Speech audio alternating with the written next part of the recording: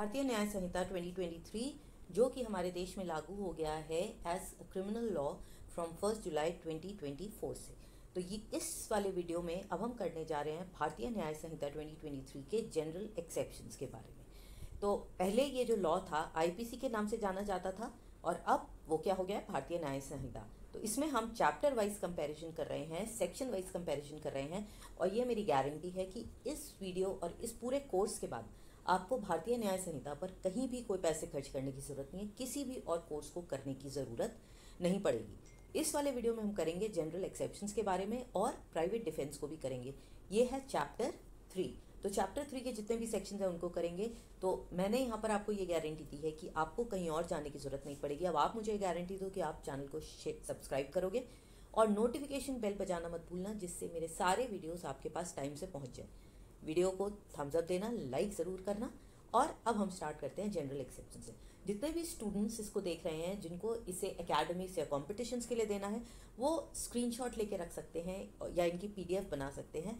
और सबसे अच्छा है कि आप अपनी एक कॉपी पेंसिल साथ में लेके बैठो और नोट साथ में बनाते जाओ। ये जो आपका पूरा वीडियो है, ये जितना भी कोर्स मैं आपको कराऊंगी बीएनएस का, ये पूरा का पूरा आपके नोट्स बना सकता है और आपको किसी भी और चीज़ की ज़रूरत नहीं पड़ेगी। अपने नोट्स कलर्ड बनाओ, पॉइंट्स में बनाओ और इसको आप अपने एग्जाम्स में, कॉम्पिटिशन्स में यूज़ कर सकते हो। बीच बीच में हम केस लॉज भी लेते जाएंगे जो कि आईपीसी के केस लॉज हैं, बट उनको भी हम एज प्रेसिडेंट्स कंसिडर करेंगे और उससे आपको ये जो सेक्शंस है ना, ये क्लियर हो जाएंगे। यहाँ पर हम बीएनएस के भी चैप्टर्स करेंगे और आईपीसी के, ठीक है। तो जनरल एक्सेप्शंस ये है हमारा चैप्टर नंबर 2 और ये स्टार्ट होता है सेक्शन नंबर 14 से। आईपीसी के जो सेक्शंस थे वो मैंने राइट पे दिए हुए हैं। तो आईपीसी में ये सेक्शन था सेक्शन 76 और बीएनएस में सेक्शन है सेक्शन 14। तो 14 पे हम आते हैं चैप्टर 2, ठीक है। चैप्टर 2 नहीं है, सॉरी, चैप्टर 3। तो अब हम स्टार्ट करते हैं चैप्टर 3। चैप्टर 3 में क्या है, और अगर आपको इनमें कहीं भी चैप्टर्स में प्रॉब्लम हो तो आप ध्यान रखना कि मैंने अपना एक वीडियो बनाया था जिसमें मैंने ये पूरा का पूरा एक स्टोरी फॉर्म में दिया था। अगर आप वो स्टोरी वाला मेरा वीडियो देख लोगे, यहाँ पर मैं आपको आई बटन में दे दूंगी, अगर इस वीडियो को आप देख लोगे तो आपको सारे चैप्टर्स हमेशा के लिए सेक्शन वाइज याद हो जाएंगे। एकदम कहानी है आपके कॉलेज की और उसमें सारे चैप्टर्स आ जाते हैं, ठीक है। तो हम सबसे पहले शुरू करते हैं सेक्शन नंबर 14। सेक्शन नंबर 14 क्या कहता है? Act by a person bound by mistake of fact believing himself bound by law and not mistake of law in good faith. ऐसे व्यक्ति का क्या होगा? तो इसमें क्या कंसिडर करना है हमने कि किसी भी जने ने जो ऑफेंस किया है वो क्या है, मिस्टेक ऑफ फैक्ट है। और उसने ये क्यों किया? उसे ये लग रहा था कि उसे ये करना ही चाहिए क्योंकि वो बाउंड बाय लॉ है, मतलब कानूनन उसको ये काम बिल्कुल सही किया है उसने, और गुड फेथ में किया, जानते बूझते उसने कोई ऑफेंस नहीं किया है। बस सबसे इंपॉर्टेंट जो ध्यान में रखना है कि ये मिस्टेक ऑफ लॉ नहीं होना चाहिए। आप कभी भी ये क्लेम नहीं कर सकते कि मेरे को लॉ पता नहीं था और क्योंकि मुझे लॉ नहीं पता था इसलिए ऑफेंस हो गया। नहीं, mistake of law is not excusable, लेकिन मिस्टेक ऑफ फैक्ट है अगर, तो इसको एक्सक्यूज किया जा सकता है। चलो हम देखते हैं कोई एक इलस्ट्रेशन से। ए जो है एक सोल्जर है और उसने क्या किया, मॉब पे ऑर्डर फायर किया, मतलब एक बहुत बड़ा सा झुंड था और उस पर फायर किया। और उसको ये ऑर्डर किसने दिया था? एक सुपीरियर ऑफिसर ने। तो उसको ये लग रहा था कि उसने जो सुपीरियर ऑफिसर ने जब उसकी कमांड को वो फॉलो कर रहा है, तो ऐसे में ए ने कोई भी ऑफेंस कमिट नहीं किया क्योंकि he was bound by law, ठीक है। दूसरा एग्जाम्पल लेते हैं। ए जो है कोर्ट का एक ऑफिसर है, ठीक है, और उस कोर्ट के ऑफिसर को ये ऑर्डर मिला है कि उसे वाई को अरेस्ट करना है। उसने वाई को अरेस्ट करने के लिए सारी कोशिश करी, लेकिन पता करने के बाद भी, पूरी इंक्वायरी करने के बाद भी उसने वाई की जगह जेड को गिरफ्तार कर लिया। लेकिन वो क्या सोच रहा था, उसे यही पता था कि ये जो जेड है वो जेड ना होकर वाई है, पर वो निकला कौन? जेड। तो क्या इसमें उसकी गलती है? हो सकता है किसी ने उसे मिसगाइड कर दिया। तो उसने अगर गलती से जेड को अरेस्ट किया है तो ये भी है मिस्टेक ऑफ फैक्ट, और यहाँ पर भी ए ने कोई ऑफेंस नहीं किया। तो अगर ऐसा कोई भी केस होगा तो ये जनरल एक्सेप्शंस में आता है। जनरल एक्सेप्शंस का मतलब क्या है? मतलब ऑफेंस हुआ यहाँ पर, जैसे हम यहाँ देखें ऑफेंस क्या हुआ कि उसने किसी गलत जने को गिरफ्तार किया, लेकिन जनरल एक्सेप्शंस का मतलब अगर इन केसेस में उसने गिरफ्तार किया है तो ये एक्सेप्शन माना जाएगा, ये उस यहाँ पर उसका ऑफेंस नहीं माना जाएगा। तो यही है जनरल एक्सेप्शंस, और ये पूरे के पूरे आपके इस बीएनएस में लागू होंगे। जहाँ पर भी कोई भी ऑफेंस होगा, अगर इनमें से कोई भी एक सिचुएशन है तो वो जनरल एक्सेप्शंस में काउंट हो जाएगी, ठीक है। अब हम आते हैं सेक्शन नंबर 15 पे। सेक्शन 15 जो कि आईपीसी का सेक्शन 77 था। अब इसमें क्या है? एक्ट ऑफ जज acting judicially in exercise of any law. तो अगर कोई भी, किसी भी जज को ये पावर है कि वो जो है अपना वर्डिक्ट दे सकता है तो उसने जो भी वर्डिक्ट गुड फेथ में दिया है, उसको लगता है कि उसने जो भी डिसीजन दिया है वो सही है, तो वो जनरल एक्सेप्शंस में आता है। मान लो किसी भी जज ने किसी को फांसी की सज़ा दे दी, तो आपको क्या लगता है वो फांसी के लिए गुनाह है उसका? क्या उस जज ने जिसने किसी को फांसी दी है, क्या ये क्राइम है? नहीं, ये क्राइम क्यों नहीं है? क्योंकि ये उसका काम है जुडिशियली करने को, ये उसको पावर मिली हुई है और उसने इसी पावर का इस्तेमाल किया है, गुड फेथ में अपनी तरफ से सही डिसीजन दिया। ठीक है, अब हम आते हैं सेक्शन 16। सेक्शन 16 क्या कहता है?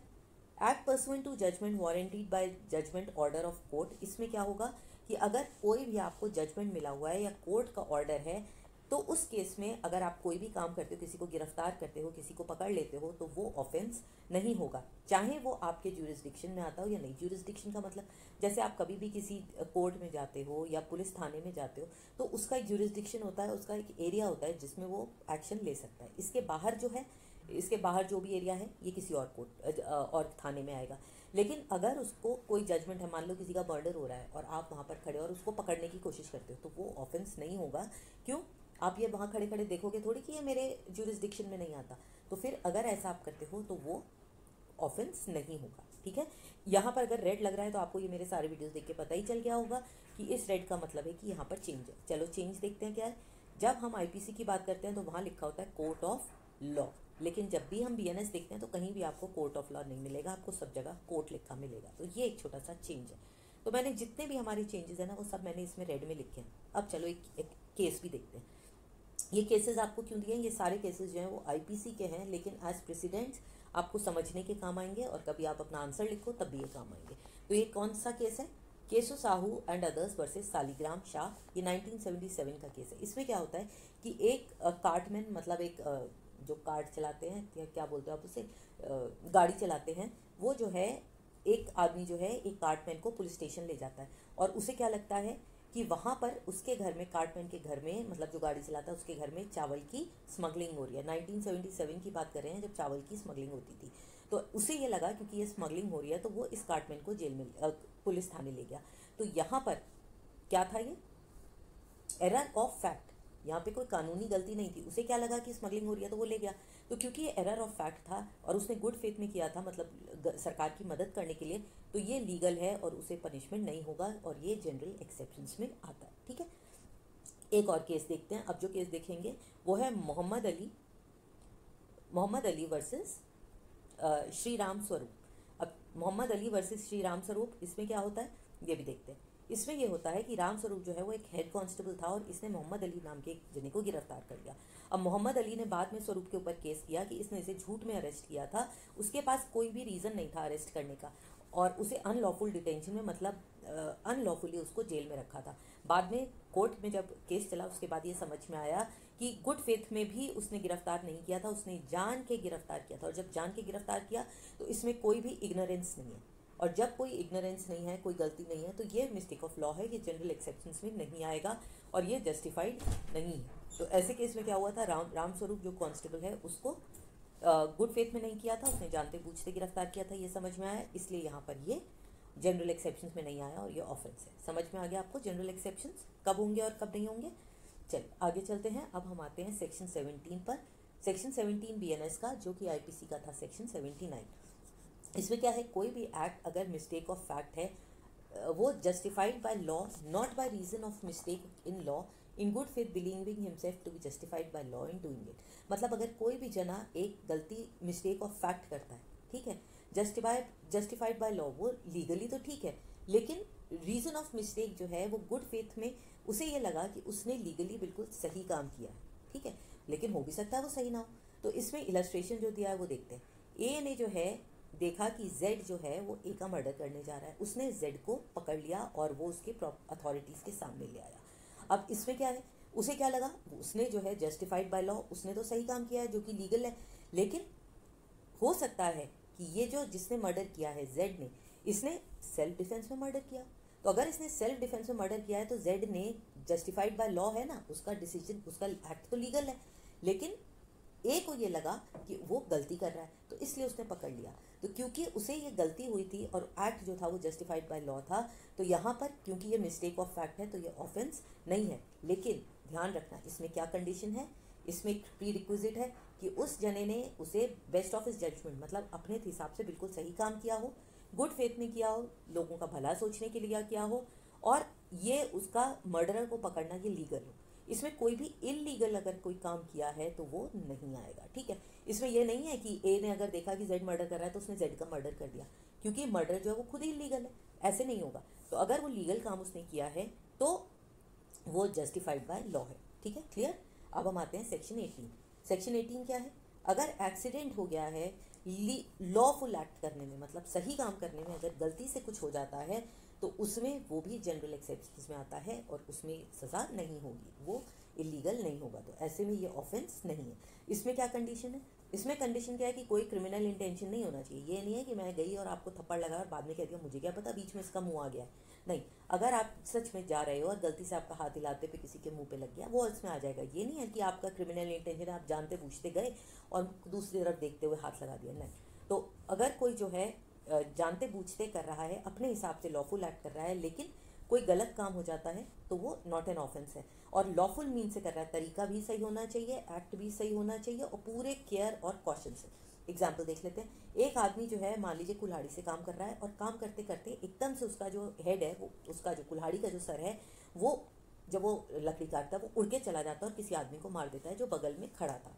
तो यहाँ पर अगर ए ने ये काम बिल्कुल जानते बूझते किया, उसकी तरफ से कोई लूज नहीं थी, कुल्हाड़ी का हेड जो था टाइट था, उसने कोई गलती नहीं करी है, तो ये एक्सक्यूजेबल है और ये ऑफेंस नहीं है, जनरल एक्सेप्शंस में आता है।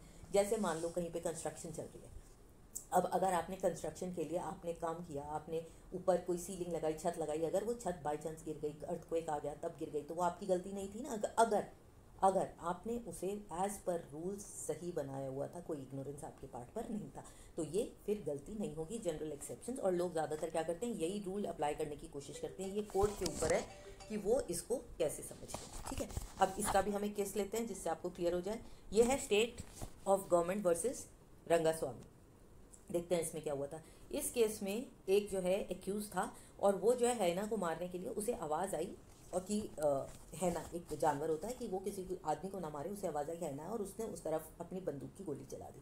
बाद में पता चला कि वो हैना नहीं थी और वो क्या था, वो तो कोई आदमी था जो जिसको वो गोली लग गई। लेकिन प्ली क्या दिया गया कि हैना को उसने इसलिए मारा था ताकि वो और लोगों को प्रोटेक्ट कर सके और वो उसके अटैक से बच सके। मतलब मान लो अगर शेर आ गया, मुझे शेर की आवाज़ आई और मैंने उधर गोली चला दी, तो मैंने तो इसीलिए चलाई कि बाकी लोग ना मरें। तो इसलिए उसको जो है आईपीसी, ध्यान रखना ये सारे केसेस आईपीसी के हैं। बीएनएस तो अभी आया है, उसकी केस लॉज जैसे से आएंगे मैं आपको आगे बताती जाऊंगी। तो कभी भी इस आदमी ने जिसने गोली चलाई उसे ये एक्सपेक्टेशन तो नहीं थी ना, बिल्कुल भी बारिश में उसे ये तो एक्सपेक्टेशन नहीं थी कि बारिश में वहाँ कोई आदमी हो सकता है और वो मर जाएगा। तो जब उसने ये काम गलती से किया, उसे बिल्कुल ये भरोसा था कि वो किसी जानवर को मार रहा है, तो ये एक एक्सीडेंट था, और एक्सीडेंट अगर किया गया है बिल्कुल केयरफुली तो वो एक जनरल एक्सेप्शंस में माना जा सकता है, ठीक है।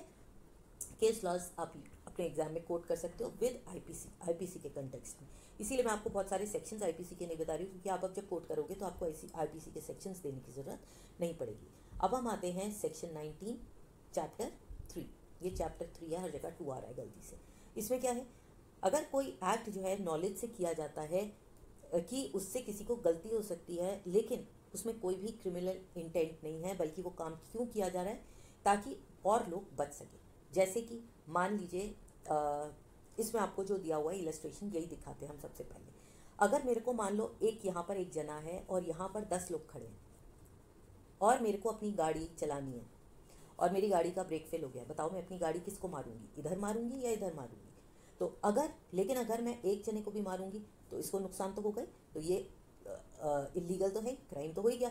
लेकिन अगर मैं इतने सारे लोगों को बचाने के लिए अब एक जने को चोट पहुंचाती हूँ, तो मजबूरी में, सिर्फ मजबूरी में, तो इसको भी हम जनरल एक्सेप्शंस में मान सकते हैं, ठीक है।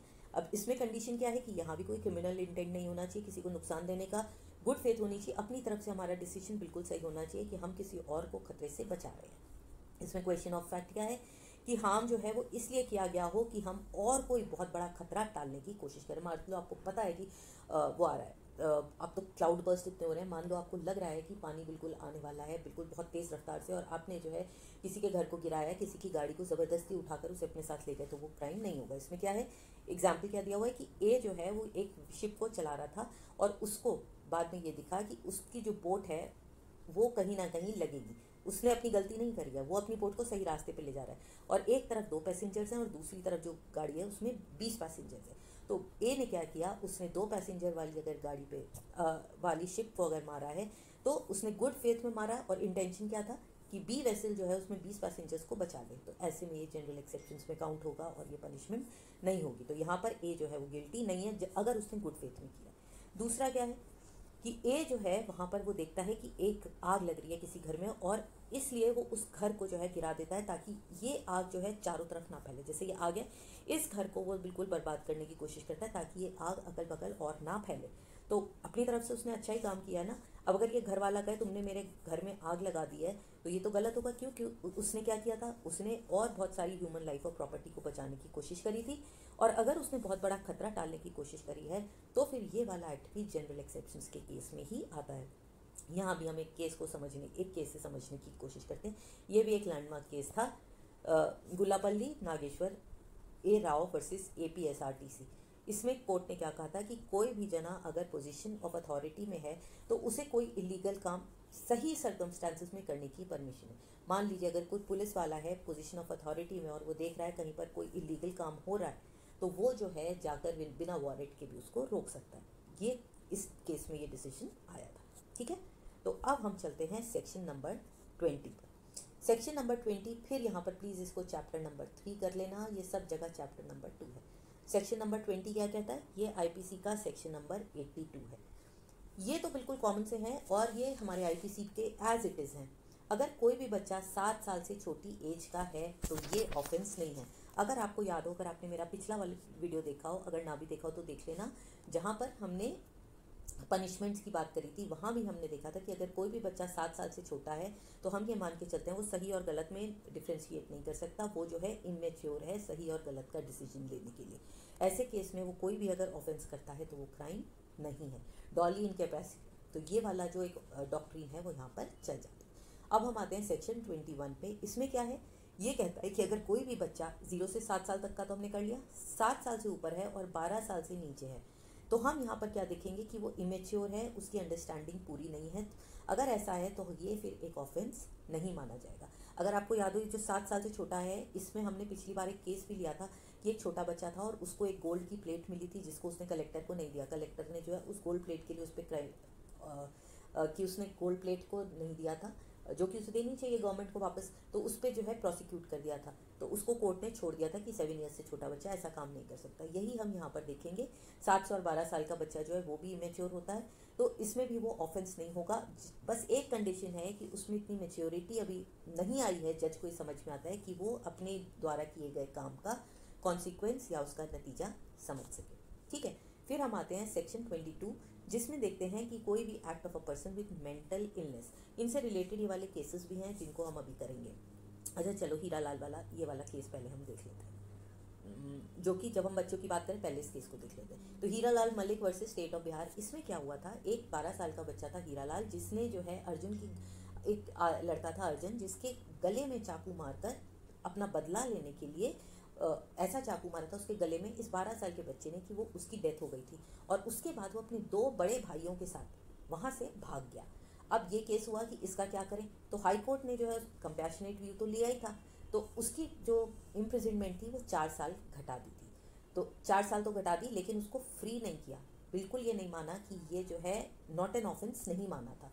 तो सुप्रीम कोर्ट ने फिर हीरा लाल ने ये अपील करी थी कि सेक्शन 21 जैसा है, वो पहले क्या था सेक्शन 83 और 82, तो उसने IPC के अंडर अपील करी थी, BNS तब नहीं आया था, कि उसका जो है ये कन्विक्शन अपहेल्ड होना चाहिए क्योंकि वो तो अभी छोटा है, वो अभी इतना मैच्योर नहीं है। लेकिन सुप्रीम कोर्ट ने क्या कहा कि उसने जो है फाइनल इतना बड़ा काम किया था और उसके बाद वो अपने भाइयों के साथ भाग भी गया।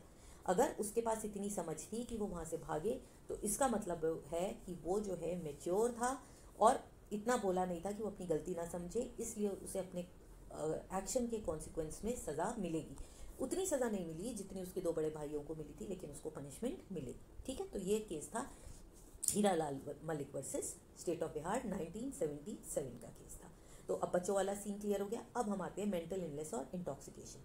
सेक्शन 22 BNS का क्या कहता है कि कोई भी एक्ट किसी व्यक्ति ने अगर किया है जो मेंटली इल है तो उस केस में भी वो ऑफेंस नहीं है। ये सारे में आप देख लो ना, कुछ भी रेड नहीं है, इसका मतलब आईपीसी में भी है, इसी वर्ड्स में लिखे थे, कोई भी चेंज नहीं है। तो यहाँ पर इस केस में डॉली इनकेपेक्स नहीं था, यहाँ पर सेक्शन 20 में डॉली इनकेपेक्स की डॉक्ट्रिन है, मतलब छोटा बच्चा कुछ भी करे उसे नहीं पता होता।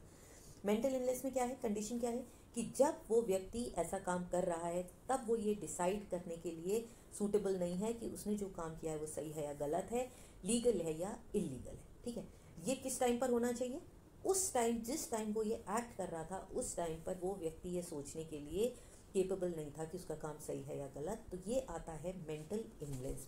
इसका भी एक केस है जो हम साथ साथ करते चलते हैं, वो है रतन लाल versus state of Madhya Pradesh. इसमें क्या था, इसमें जो है एप्लेंट मतलब रतन लाल ने क्या किया, एक खुले घास के ग्राउंड में उसने आग लगा दी, और ये खेत किसका था, नेमीचंद का। और जब उससे पूछा गया तुमने ये आग क्यों लगाई, तो उसने क्या कहा, मैंने लगा दी, आग लगा दी, तुम्हारा जो मना है तो करो, मैं क्या कर सकता हूँ। तो ऐसे में साइकियाट्रिस्ट ने कहा था कि वो जो एक ल्यूनेटिक है इंडियन ल्यूनेसी एक्ट के अंडर। तो उन्होंने जब साइकियाट्रिस्ट ने भी बता दिया, और उसने ये भी बताया अपनी रिपोर्ट में कि वो डिप्रेस्ड है, लोगों से बात नहीं करता, डिप्रेशन में रहता है, साइकोसिस है, और उसे थेरेपी की भी ज़रूरत है, और वो थेरेपी कराते हैं। तो ऐसे में सुप्रीम कोर्ट ने इस अपील को माना था, और उसने जो है इसका कन्विक्शन 2 मेजर फैक्टर्स पे रख दिया था। पहला तो था मेडिकल एविडेंस भी मिल गया था उन्हें, और दूसरा था उस दिन का जो बिहेवियर था, जब उसने पुलिस वालों से कहा, वो भागा भी नहीं वहाँ से, और उसने तो कहा हाँ मैंने आग लगाई, अब तुम जो चाहो करो। तो इन दोनों बिहेवियर को देख के पुलिस वालों को, कोर्ट को ये लगा कि हाँ उसको मेंटल इलनेस उस टाइम पर थी, और इसलिए उसका नॉट एन ऑफेंस है। उसी तरह यहाँ पर एक और आता है कि अगर कोई व्यक्ति इंटॉक्सिकेशन की वजह से, मतलब नशे की वजह से ये तय करने के लिए सूटेबल नहीं है कि उसने जो काम किया है वो सही है या गलत है लीगली, तो वहाँ पर भी वो ऑफेंस नहीं होगा। लेकिन यहाँ भी एक कंडीशन है, यहाँ ये नहीं है कि आपने खूब सारी दारू पी ली और उसके बाद जो है आपने किसी को मार दिया, थप्पड़ लगा दिया, गाड़ी किसी में बैठ दिया, फिर कह दिया मैं तो इंटॉक्सिकेटेड था। नहीं, इसके लिए कंडीशन क्या है, at the time of doing it, जब आप इस काम को कर रहे हो तब इंटॉक्सिकेशन होना चाहिए, और इंटॉक्सिकेशन इतना ज़्यादा होना चाहिए कि सही और गलत जो है उसमें फ़र्क ना कर पाओ, लीगल या इलीगल में फ़र्क ना कर पाओ। लेकिन बहुत ज़रूरी है कि ये जो इंटॉक्सिकेशन है ये आपने खुद नहीं लेना चाहिए। ये नहीं है कि मैंने बहुत सारी शराब पी ली और उसके बाद नशे में जाकर मैंने किसी को मार दिया, नहीं, ये जो है मुझे पता ही नहीं होना चाहिए कि मैंने शराब पी है या मैं इंटॉक्सिकेटेड हूँ, और अगर मुझे पता भी है तो ये मेरे को किसी ने ज़बरदस्ती दिया है। कई बार ऐसा हो सकता है ना कि आपको किसी ने ज़बरदस्ती पिला दिया और उसके बाद आपने गलती से गाड़ी किसी में बैठ दी। आपने अगर अपने आप से जान के आप पार्टी करके आए हो और आपकी गाड़ी कहीं पे लग गई, तब आप जनरल एक्सेप्शंस में नहीं आओगे। लेकिन आपको किसी ने आपके ड्रिंक्स में कुछ मिला दिया, आपको पता ही नहीं है, तो उस केस में आप जनरल एक्सेप्शंस में आ जाओगे, और तब सेक्शन 23 के अंडर जनरल एक्सेप्शंस में आप इससे बच सकते हो। तो मेरे ख्याल से अभी वीडियो हमारी काफ़ी लंबी होगी। आगे का जो जनरल एक्सेप्शन है सेक्शन 24 से 20 आगे तक, ये हम करेंगे अगले वीडियो में। तो कनेक्टेड रहिएगा और नोटिफिकेशन बेल दबा देना, ताकि आप सारे अपने वीडियोस जो भी आएंगे आप देख सको, और अपनी कॉपी और बुक ज़रूर साथ में रखना ताकि आप अपने नोट्स बना सको। ठीक है, अगर कोई भी आपके कमेंट्स हो तो प्लीज़ बताइएगा। See you in the next video, till then bye bye.